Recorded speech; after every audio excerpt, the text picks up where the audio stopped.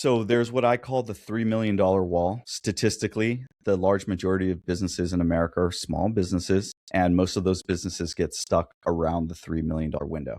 Now, it's not necessarily a time-based thing because you can get stuck at $3 million and hover there for 20 years and never break past it. So when people fight me on, I don't really want to work on my business, or I'm just too busy, or I can't do this, or I can't do that, I usually assume that they've been stuck at a certain plateau and they don't really have any intention. Welcome to the Profit Answer Man podcast. We believe the purpose of business is to make lots of money. We'll show you how to scale and grow your profit and cash flow, all while working less. We're a big fan of the ELF model: easy, lucrative, and fun. If you're the backbone of America, you deserve to be well rewarded for that.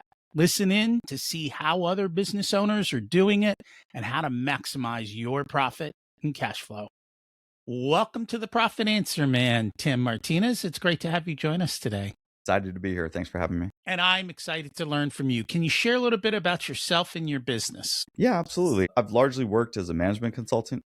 Whatever that means is a very big, broad term over the last 20 years. And I've also invested in, owned, operated, and sold a handful of my own small businesses through the years. So I'm one part advisor, one part entrepreneur. I do the advisory work because it's soul food for me, and I love being able to share. It also gives me a look under the hood of literally thousands of businesses over 20 something years that have been doing this. So I'm able to take best practices and apply them into my own businesses. And I feel like it's me doing my part to make the world go round. So that's mainly who I am. I largely work with CEOs and their executive teams of, I would say, lower middle market, about the $25 million to $250 million arena.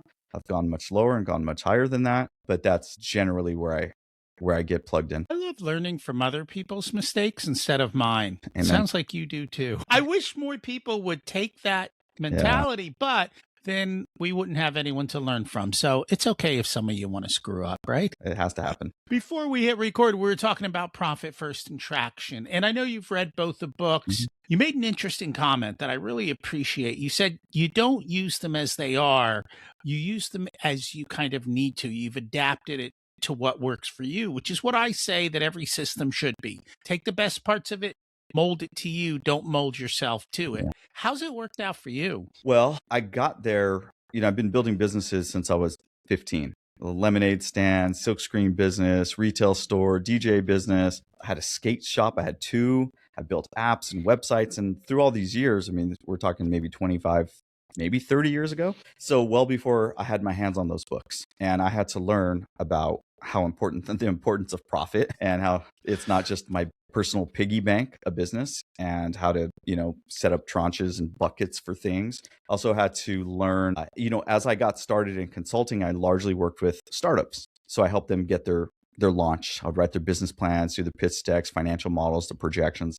Then in the middle of my career, I started working with more operational businesses. And now as I'm kind of in the much more mature stage of my business, I'm working with more exit planning, succession planning style arrangements on these clients. So I've seen the whole scope of business. And when I was in that middle phase, I probably spent a decade building out SOPs and best practices, working on flow charts, finding bottlenecks, and, working on everything from the top down, just systemizing and optimizing a business, kind of in the E-Myth way. I guess Traction, takes a page out of that book for sure on how to set up organizations systematically. But I didn't have those books at the time.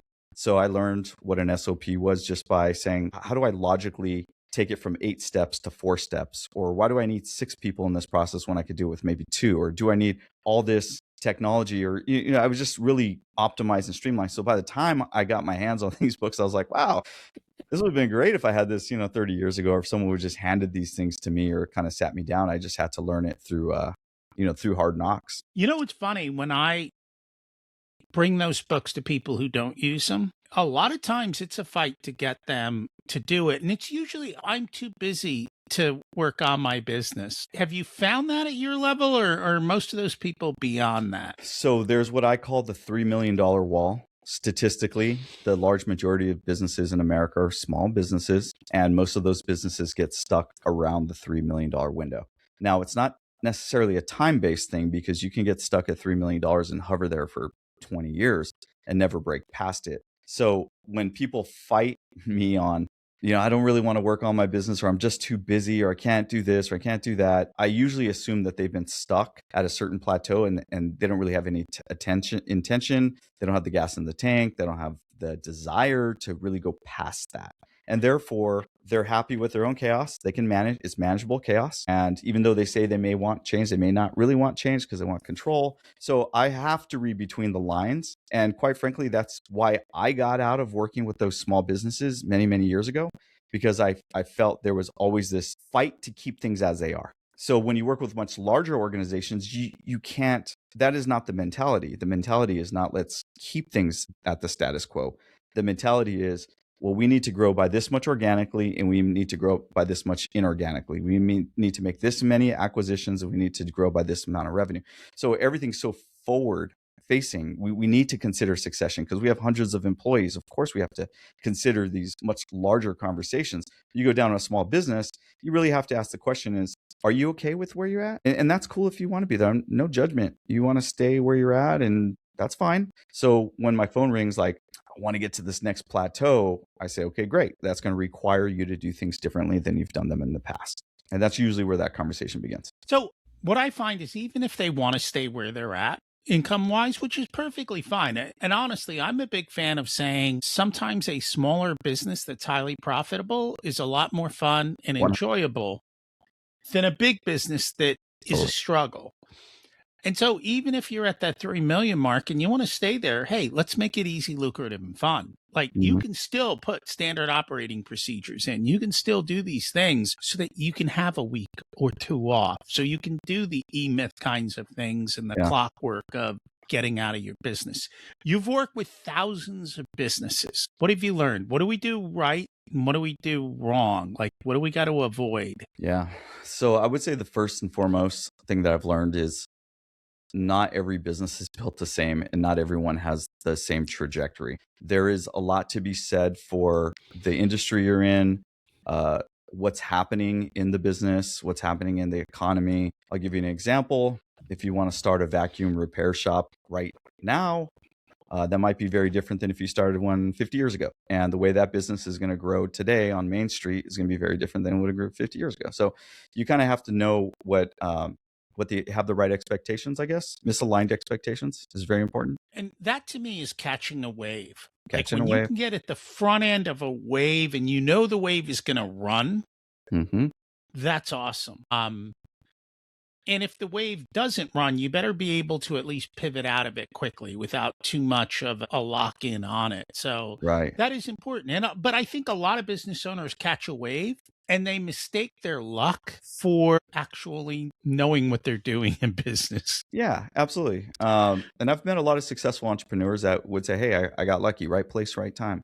Right place, right time. If you want to build mobile apps today, that's very different than when the iPhone 1 came out. That was a very, very different time. So yeah, there's these waves. Now, entrepreneurs, we're forever the optimist. We believe that we're smart enough, and with our own hard work and our grit, we can make anything happen. So we don't like to cut bait. We hold on longer than we should in many cases. And it's usually that third-party perspective from people that we trust, wise counsel from the outside that can come in and say, would you be open to, or have you considered, or maybe it's time to look somewhere differently or chase another wave, right? Maybe it's time for us to point our lens somewhere different. I've seen entrepreneurs stay put because they're like, no, it's going to turn around. It's just one more client, one more sale. This whole thing's going to turn around. You don't know. We used to do $5 million in revenue. You're like, yeah, but that was like 7 years ago.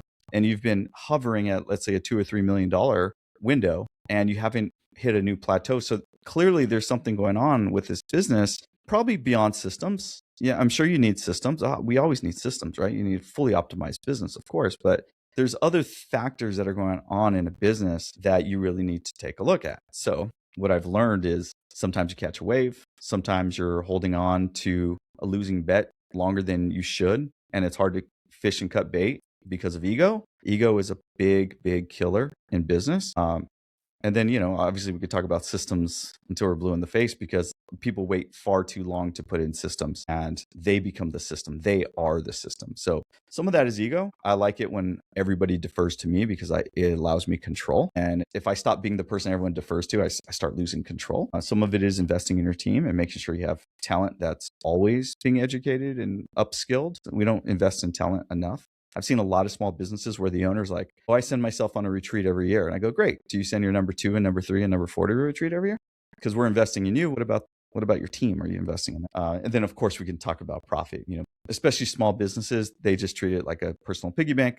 There's never any money to reinvest into growth. They don't invest into growth. So their objective is to, if you're at $3 million, max out your 401k, take a nice fancy vacation, and that's about it. But you're really not reinvesting in growth. Like, you're not building a war chest.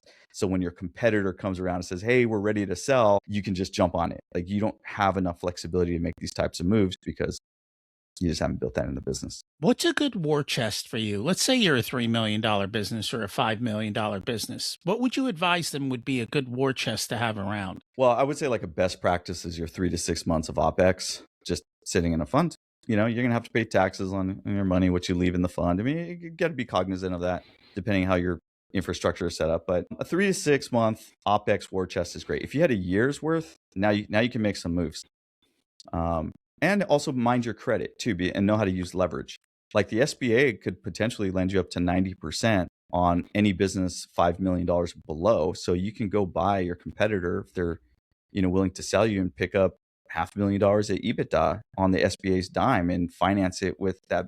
Like, are you prepared to make that type of decision? Do you want to pick up another 20 employees? Do you have leadership mind that would allow you? You have good infrastructure? Do you know how integration works? Do you have wise counsel and advisors in your corner that can walk you through the process? Do you have investment bankers, a network of brokers? You got to start thinking a little more globally versus let me take on this one client or fulfill this one order. I find a lot of small business owners reinvest in their business. I'm using air quotes here. Yeah. Because they invest in things that don't necessarily have a return. Mm-hmm. In the trades, they might go buy a fancy new truck. The new truck versus the old truck is probably really not going to drive sales. Somebody might buy fancy office equipment. There's a shiny object that comes along. And so they go into the shiny object to go do it.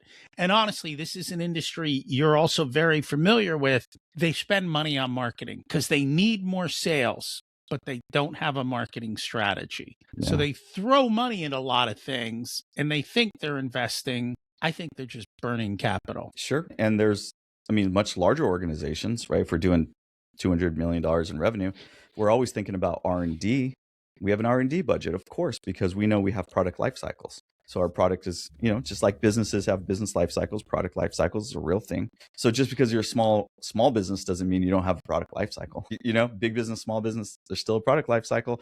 So as your product starts to go down, you have to have something to start swooping it back up. And that's investing in innovation and having an innovation mindset and always looking for new things to optimize within the business. We could probably talk about technology, right? How many organizations have you seen that have been operating on very outdated technology that should have been upgraded years ago? And they're still like, no, we've cobbled this thing together with Scotch tape and some, duct tape.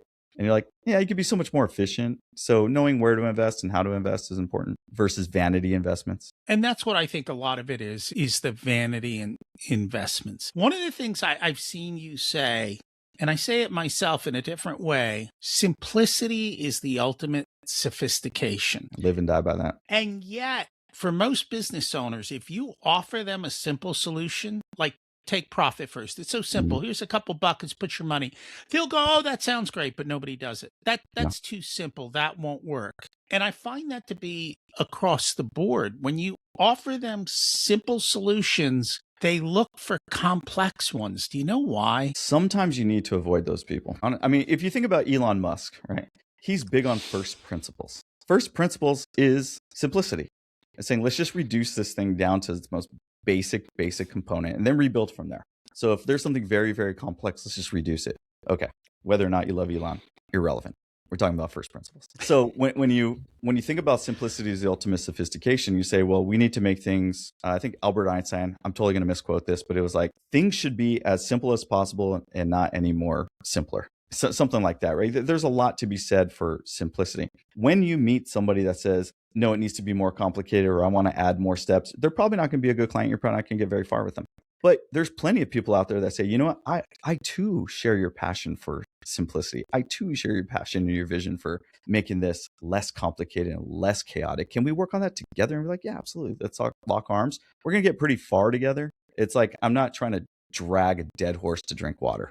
I just want to bring a thirsty horse and say, there you go. I concur with you there. You have to find the people who want to make the change, and Absolutely. it makes it a lot easier. When you've walked into most of these businesses, are there certain things that you see globally, pretty much in every of them, that you're like, there that is again? And what are those things? Well, I always say the fish stinks from the head. So I always start with the head, and the head sets the tone for the culture. And I would define culture largely as what we allow. So consider the weakest link your culture.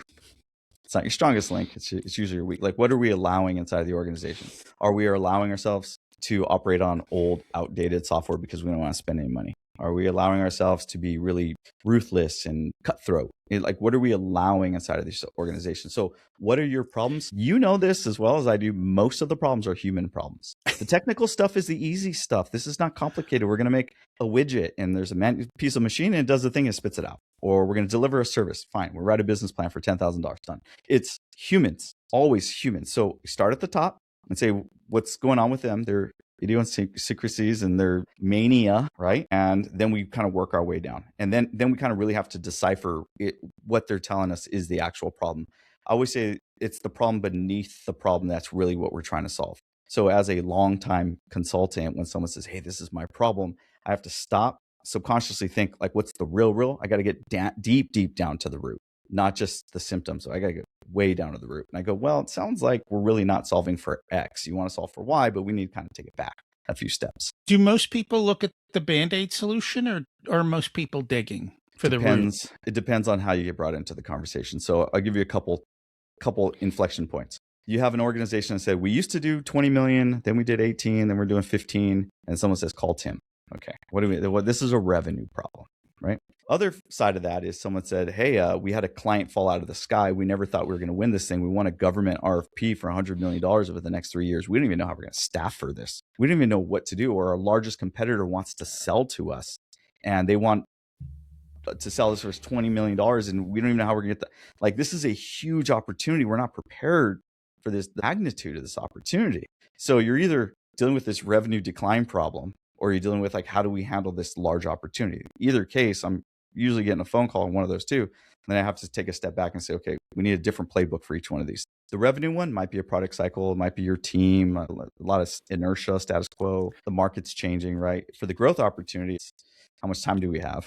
And what kind of system do we put in place to really make sure we optimize this op? Most of the owners that you work with, are they amenable to swapping people out? Because a lot of times you have to change the people. We just did an episode, Who's Your Mike? And Mike is that person that's been with you a long time or that you think is a key player. And I find a lot of times it's difficult to make the change in the personnel. Yes, you can't change people. You can't change their core values, their characteristics. So we always say hire the values that you want inside the organization versus trying to teach people how to be respectful, how to show up on time, how to have good work ethic. You can't teach people these things. They just need to bring it with them.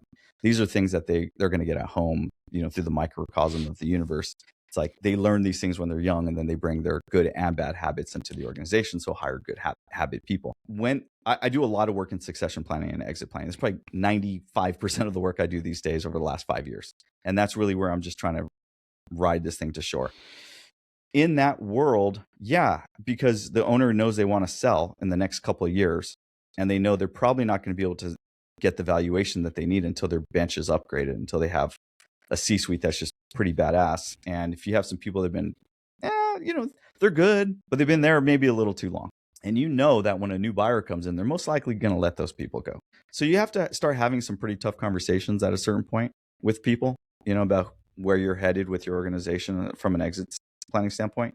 If you're in growth mode and you're trying to take this thing and triple, quadruple the size of the business over the next couple of years, you have to take a hard look at your team and you have to say, well, our team got us to this point, but are they going to get us to that point? And if you know that they're not going to get you to that point, however you want to get there, right? It's a gut feeling. You do your Clifton strengths test, however you get there. Once you realize that, no, they're not really going to get us to where we need to go. But then you make the decision to hold on to them. Well, you are now making a conscious choice to keep your business at a certain level. And that's okay if that's where you want it to be.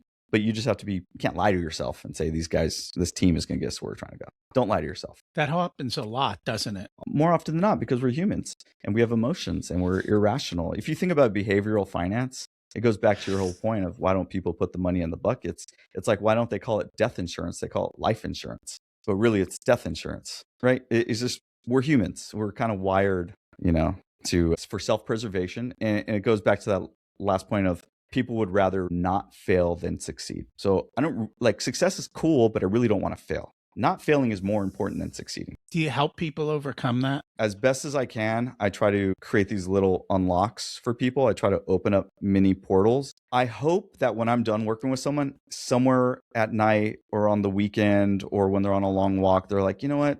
That thing makes sense. I mean, it really does make sense. I try to be very logical, but I understand I have to sometimes reach people emotionally. But it's the logic. I try to follow a logic trail. And that goes back to first principles and simplicity, which is I try to say things that you can't really refute. I'm not speaking in opinion. Like, you can't run your business forever. You're going to die at some point. It's irrefutable. You will die at some point. You're either going to get out of your business because you want to make a cognizant, rational choice about getting out, or the good Lord is going to take you out. At some point, you're getting out of this thing. So let's deal with that, right? You can't refute that because you're not going to live forever. So I try to make and speak to my clients in ways that they go, that's logical. That makes sense. And then we can deal with the irrational, illogical stuff later. Do people wait too long to get help? All the time. We all do. Why? I really couldn't tell you. I have no clue why we all wait so long. I mean, I'm human too. I wish I was perfect, but I wait too long, all kinds of stuff. When you walk into companies or you acquire companies, what are the first couple steps you take? Well, we make sure that it's sound financially. And we like to look at customer concentration. So we look at the customer concentration risks. If you have anything more than 20, 30% of revenue in one customer, that's a red flag. We look at any kind of, obviously, lawfare, legal risks and things, but that's the simple part. We like to see year-over-year growth. So we don't like to see one major dip. If you're trending, let's say 10 to 20% year-over-year growth and you're, more mature business, okay, and you have a good growth story. So we know how your business is going to continue to trend at a, let's say, 10 to 30% clip year over year because of certain things that you're doing. Like, things need to make sense. And we have these spidey senses on the M&A banking side where you can have a conversation with someone and all these red flags and alarms start going off. You're like, oh, okay, cool. So, the owner has had like 2 heart attacks and he thinks he's going to run this thing for another 10 years. And they had like 2 really bad down years, but he's telling us he's going to triple growth. Like, you hear these things, you're like, that doesn't make any sense. I mean, even though he believes in it, it just doesn't make sense on paper. So those are the things we start looking at statistically. You find 9 times out of 10, there's some red flag. Some companies have like 5, some have 1, right? So once we find these red flags, we say, well, let's deal with them. When you look at the financials, what are you looking at specifically? EBITDA. So that's where we start. We like to see a 20% EBITDA margin is the baseline. If you're in 10 to 20, okay. If you're below 10, big problem. If you're above 20, awesome. We're in good territory to start having conversations about any kind of M&A, exit, whichever thing. So that's the first thing. And then obviously we have all our different industry benchmarks. So if you're paying your employees, more than 35, 45%, depending somewhere in that universe, depending on the industry, so we have our little benchmarks like gross profit benchmarks for certain industries. Obviously, if you're a SaaS company, you're going to look very different than if you're a manufacturing company. So we just kind of run it through the filter and say, okay, your numbers add up. I find most small businesses are probably closer to the 10% versus the 20. And the funny thing is, they don't realize that the difference between 10% and 20% is not double the work, because that's what they always try and do. If you tweak a couple of levers, very small tweaks, you can go from 10 to 20% without much effort. I agree. And a lot of that comes from labor. Do you need all the people on payroll that you have because that's your number one expense for a small business? And small businesses, if we're talking 2 million or below, somewhere in that, yeah, maybe like a million. Like, we're really valuing them on what's called SDE, seller's discretionary earning, more so than EBITDA. So the SDE is, we're basically saying, okay, as the owner, operator, sole pro, what are you paying yourself? Right. And they say, well, I take home $300,000. Okay, cool. So we're going to put a multiple on what you take home, all in. When you're much larger, and let's say a $5-10 million company, we're really looking at your EBITDA, because you should have paid yourself and then had some money that you consider to be profits.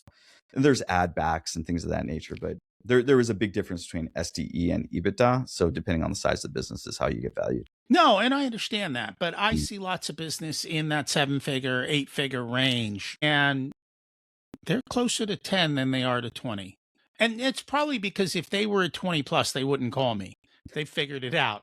Totally. So that might be why. I see Yeah. the ones that tend to be at the lower range. And the reality is when we look at the levers, it's like, oh, if you do a handful of things, we can do it. One of the things we do look at, we always do a labor ratio to compare how much is our labor to our gross profit and how is that doing. We're also looking at gross profit to say, what does gross profit look like? Is there enough left to run the business? As a matter of fact, I tend to tell business owners, I don't care about your revenue. I want you to focus on your gross profit, and I want you to think in terms of gross profit. Because what happens is you get a business owner, he's like, oh, I got a $10 million business. I'm like, well, yeah, but you got a $5 million gross profit. So stop behaving like a $10 million Yeah, business. absolutely. Behave like a $5 million business. You see that in Then you start advertising a lot. looking Yeah. at labor costs, and it starts to be important. How do you determine, though, which employees aren't carrying their weight or where you need to make the cut? It's very different on a service-based business. So a service-based business, let's say consulting or marketing, advertising, accounting, anything in that service-based business, the gross profits get a little weird because some clients require more handholding than others. So you got to kind of play that balancing act, right? If you're only allowed to spend 2 hours with a client in a given month, but the client needs 6, well, you're in the service-based business and you kind of have to give them the 6 unless you want to lose the client. So you're hoping at the end of the month that some stuff is balancing out. Now, there's a lot of things that you can do. And I think the number one is end of contract customer surveys, or maybe somewhere in the middle. If you've ever gone to rent a car, they say, hey, my name is Jack. After you rent this car, you're going to get a survey, and just tell them you really liked Jack. So most of the times we're not doing surveys on our employees. And sometimes we don't do that because we don't really want to know how they're doing from the client. We don't really want to open ourselves up to scrutiny. And we're just hoping that the client just moves right on past. That's why I've seen a lot of times clients will not do customer surveys on their employees. And then you can also do employee to employee surveys. I mean, you have to be careful on how you do it, but it's like, is your team member carrying their weight? I can't tell you. This is probably most of the conversations I have with teams is, the behind the scenes, they start complaining about, Jane. Jane is late. Jane is this. Jane is that. And everyone complains about Jane, but the boss never wants to let Jane go. So we can identify people because most people have a pretty clear idea of who's not carrying their weight. I also believe A players like to work with A players. Pippen and Jordan, they don't want to work with second and third fiddle. Like they are the championship bulls for a reason. So when you're a champion, Jack Welch has his 4-box quadrant. When you're in the upper right, like you're good for culture, you're good for performance, why settle? You don't really want to settle. You want to be on the all-star team. So when your bench is filled with weak players, you start to feel slighted. It's bad for culture, right? And those people, those star players will very easily tell you who's not performing. And they would love to get rid of those people and bring in better players. I concur. We've done episodes on that. The opposite of the star, which is that bottom left of the rats, right? Yeah, That stars exactly. backwards. And so I get that. I just find a lot of times the people at the top, either they don't want to see it or they don't want to hear it, or they've been protected. Well, I would tell a superstar, anyone out there in your audience, if you're a superstar and you're on the bench and your boss isn't, or your employer, whatever you want to call them, isn't playing ball and they're keeping a bunch of subpar players, there are plenty of organizations out there that would love to have you. They would love to have you. It's so hard to get superstar talent. I mean, it is very, very difficult. So just go put yourself in a better environment and you will flourish and your career will just take off. Don't settle. And that's very true. The one thing, I don't get surveys usually from small companies. I get them from big companies. And they always ask me about the person that I dealt with, but they never ask me about the company itself. Mm, that's And good. I think that's a major missing problem because I'm like, Yeah, that's good. yes, the person who helped me is wonderful. The reason they had to help me is because you suck as a company. You need Right. to separate those two because they don't. Yeah. And I used to work in corporate years ago. It's funny because they would do full top to bottom surveys. And usually the surveys would say top leadership is bad. Top leadership would go to the frontline managers and say, you're doing your job badly. Yeah. Yeah. Well, I do a lot of executive coaching in my Yes. world, and sometimes the C-suite will say, "Can you do a separate group for our senior leadership team?" And say, "Great. All right, so do a senior leadership group." And you get in there and it's just like, blah. They're going to tell you everything that they can't tell their C-suite boss. Mhm. Oh, I don't want this guy or this girl, or this blah, blah, blah. Everyone complains. I'm overworked. Right? You hear all the complaints under the sun. So then you find yourself in a precarious spot, which is I need to protect the safety and security of my senior leadership team because they're entrusting in me, but I need to share some information with the C-suite that allows them to take action on things in a positive way, right? To move the needle. So you have to kind of create these little bridges of communication within these groups. And if people don't feel so great about someone and they feel like they can't share this information with anyone, then yeah, you're going to create some inertia. People are going to feel stuck, and that's going to be the culture of your organization. Whether or not you intend that, it just will be. It'll become your weak link. And we've talked about that. You have a culture, whether you did it intentionally or not. Always have a culture. It's there. There's no ifs, ands, and buts about it. The other thing you talk about is time is currency. And I think a lot of times we don't value time. Yeah. Well, I'm sure we've all worked for time mongers, and maybe we ourselves are time mongers, but you have to be cognizant of time. It's the unforgivable sin is to not know how much time you're spending on something or how long something takes. It's the unforgivable sin. You cannot let time slip. As a business owner, you have to know how much time something takes for your team to do it well. You have to know how long your processes take. You got to be your own worst enemy when it comes to your own time, to your own schedule. You really, really got to mind it because it's the only resource that's slipping away out of our hands on a daily basis. It's really hard to control, but we can control it. But you just really got to be cognizant of it. And really, time. They say time is money. You can make more money, you can't make more time. That whole thing, but it really is currency. I mean, if you know how to. Pick your favorite person, your favorite sports person, your favorite CEO or whoever, if they were to spend 1 hour with you, really an intentional 1 hour, then go on a walk and sit on a park bench and just give you everything of their time, what is that worth? What is that worth? If you lost someone and you can get 1 hour back with that person, what is that worth? It's invaluable. So for us to just willy-nilly say, well, I'm going to wake up Monday through Friday, 9 to 5 and sit in an hour worth of traffic on the way, an hour worth of traffic back, and just sit there and do a bunch of mundane tasks in a cubicle all day. We're past that. We're past that now. If you're still there and you're burning time units like that, I don't know what you're doing. I mean, we can't be there anymore. No, I'm with you. I think all of those things are important. There's no line in the P&L that says time. There is no line. You're right. But when we dive in and we do deep dives, we can figure it out. And more often than not, what I find is there are some employees who are sucking up lots of time. And there's some clients that suck up a lot of time.